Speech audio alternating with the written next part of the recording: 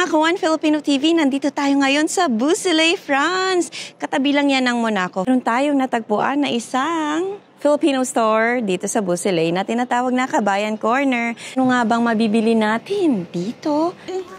Piatos, patata, yan, cheese curls, peanut butter na lilis, cheese whiz, mga pampalaman, star margarine. My name is Jana Luella Ramos and this is my husband. Hello, my name is Napoleon Ramos Jr. We are the owner of Kabayan Corner here in 15 Rue Pasteur, Beausoleil, France.